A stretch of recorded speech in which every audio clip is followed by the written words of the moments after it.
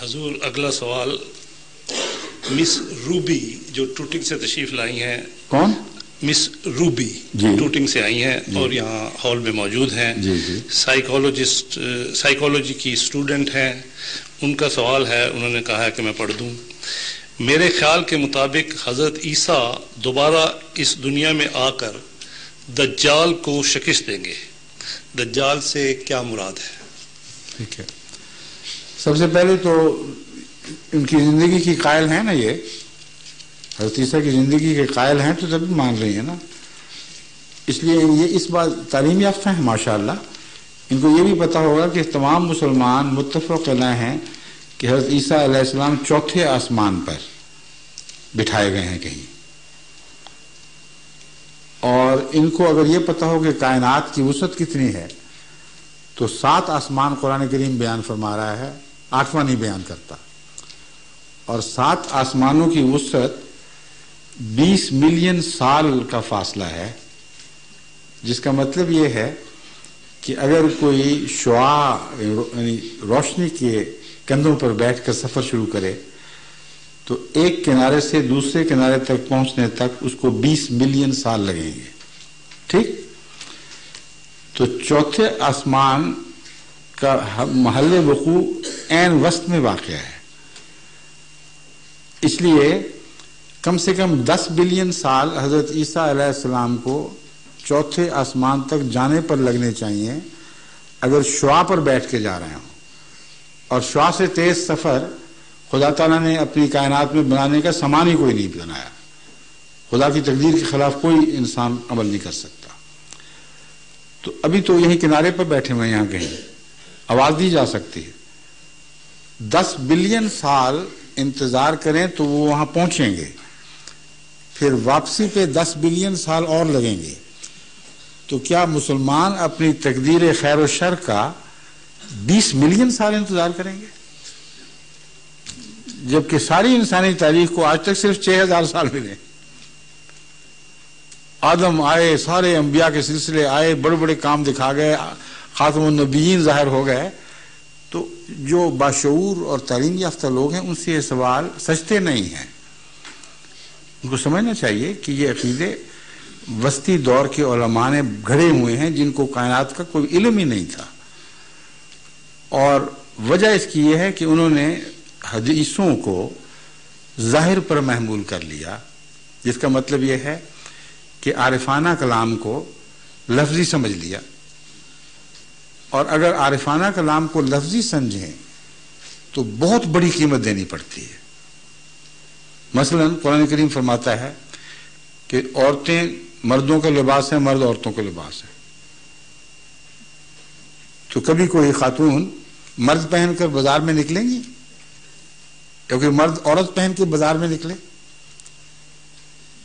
ظاہر بات ہے کہ لباس کا مفہوم سمجھنا چاہیے. لباس پردہ پوشی کرتا ہے, لباس عیوب کو ڈھانپتا ہے. تو تعلیم یہ ہے کہ اے خاوندو اپنی بیویوں کی پردہ پوشی کیا کرو, ان کے عیوب کو ڈھانپو, ان کی کمزوریاں دنیا کو نہ بتاتے پھرو. اور اے بیویو تم اپنے خاوندوں کی پردہ پوشی کرو اور ستاری سے کام لو. اتنا خوبصورت پیغام اگر لفظی بنا دیا جائے تو دیکھیں کتنا بھیانک بن جائے گا. بس آن حضرت صلی اللہ علیہ وسلم کی پیشگوئیاں آسمانی آواز ہیں, اس کا زمینی زبان میں ترجمہ کرنا زمینی ذہنیت کے ساتھ ممکن ہی نہیں ہے. اب جس دجال کا حوالہ دیا ہے روبی صاحبہ نے, اب میں اس کی طرف آتا ہوں. اول تو مسیح کے آنے سے پہلے دجال کا پیدا ہونا ضروری ہے, اور دجال کے پیدا ہونے سے پہلے اس کے گدھے کا پیدا ہونا ضروری ہے. اور 20 بلین سال انتظار کریں تو پھر پہلے گدھے کی دعا مانگیں, پھر دجال کی, پھر مسیح کی. کس دنیا میں بس رہے ہیں لوگ؟ عقل کیوں نہیں کرتے کہ الہی کلام محمد رسول اللہ اس کی تشریح فرما رہے ہیں؟ ایسی تشریح کیسے ہو سکتی ہے جس کو آج کی دنیا کا معمولی عقل کا بچہ بھی رد کر دے گا؟ لیکن اگلی بات جو سب سے اہم ہے وہ یہ ہے کہ آن حضرت صلی اللہ علیہ وسلم نے اپنے پیغامات میں ان کو سمجھنے کی چابیاں رکھ دی تھیں. تکلیف مالا یطاق نہیں ہے کہ پیغام دیا ایسی زبان میں جس کو ہم سمجھ ہی نہیں سکتے. ایسی زبان میں پیغام دیا کہ جب میں آپ کے سامنے رکھوں گا تو آپ حیران رہ جائیں گے کہ کوئی عالم دین کہلا کر اس زبان کو سمجھ کیوں نہ سکا. آپ نے فرمایا دجال کو پہچاننا ہے تو دجال کے گدھے کو پہچان لینا، اور دجال کے گدھے کی علامت یہ ہے کہ وہ ایک سواری ہوگا جو آگ کھائے گا، چارہ نہیں کھائے گا، دانے نہیں کھائے گا. تو ایک ایسی سواری ہوگی جس کے پیٹ میں آگ ہوگی لیکن سواریاں اس کے پیٹ میں سفر کریں گی، یعنی اس جہنم میں داخل ہو جائیں گی. صاف ظاہر ہے کہ آگ کا الگ کمپارٹمنٹ ہوگا اور سفر کے لیے الگ کمپارٹمنٹ ہوگا. چنانچہ فرمایا اندر اس کی روشنیاں بھی ہوں گی، آرام دہ بیٹھنے کی جگہ ہوں گی. صرف اتنی بات پر غور کریں تو سمجھ آ جانی چاہیے کہ وہ گدھا کیا ہے. لیکن آپ نے اتفاقات پر نہیں چھوڑا. فرمایا اس گدھے کا خشکی کا جو تصور ہے وہ بحری گدھے سے مختلف ہے اور ہوائی گدھے سے مختلف ہے. 3 قسم کے گدھے ہیں. ایک وہ جو زمین پر سفر کرنے والا گدھا ہے دجال کا، سب کو دجال کا گدھا ہی کہا ہے لیکن اس کی تفصیل الگ الگ بیان فرمائی. فرمایا اس کے 2 کانوں کے درمیان 70 گز کا فاصلہ، سواریاں اس کے اندر داخل ہوں گی، اس نے اسٹیشن بنائے ہوں گے. ہر اسٹیشن سے چلنے سے پہلے وہ اعلان کیا کرے گا کہ میری روانگی کا وقت آ گیا، جس نے بیٹھنے بیٹھ جائے. اور پھر وہ اگلے اسٹیشن پہ جا کے ٹھہرے گا، پھر اعلان کرے گا کہ جس نے اب آنا آ جائے، میں اب چلنے لگا ہوں. اور پھر اس کی رفتار اتنی تیز ہوگی کہ معروف سواریاں جو ہیں وہ جو مہینوں میں سفر کرتی ہیں وہ دنوں میں یا گھنٹوں میں کرے گا.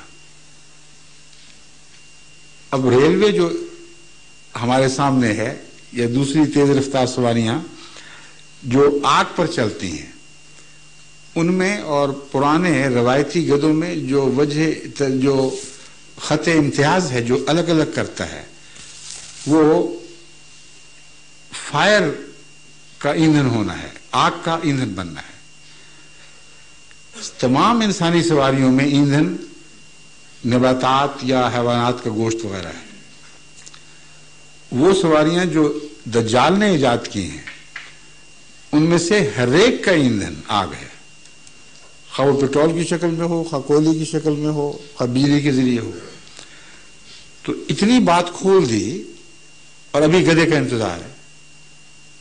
پھر فرمایا اس کا گدھا سمندروں پہ سفر کرے گا اور ڈوبے گا نہیں، اور سمندر میں وہ گدھا اتنا بڑا ہو چکا ہوگا کہ فرمایا کہ وہ خوراک کے پہاڑ اٹھا کر ایک خطے سے دوسرے خطے کی طرف جائے گا. اور خوراک کے جو پہاڑ اٹھائے ہوں گے وہ دجال کی طرف سے ان قوموں کے لیے تحفہ ہوگا جو غریب قومیں خوراک کی محتاج ہیں مگر اس کی سرداری کو مانتی ہیں. جو سرداری کو نہیں مانتی ان کی بھوک کے باوجود ان کو وہ اپنے گدھے پر لادی ہوئی خوراک نہیں بھیجے گا. اب امریکن ایڈ جو اب چلی ہے، یوں لگتا ہے حضرت صلی اللہ علیہ وسلم اپنی نظروں کے سامنے دیکھ رہے ہیں کس طرح بعض قومیں جو بھوکی مر رہی ہیں ان کے ہمسائے جو ان کے امریکنوں کے غلام بنے ان کو ایڈ پہنچ رہی ہے، اور بھوکے جو دوسرے ان سے بھی زیادہ تڑپنے والے جیسے سوڈان میں ہوتا رہا ہے یا حبشہ میں ہوتا رہا ہے ان کو وہ ایڈ نہیں دی گئی.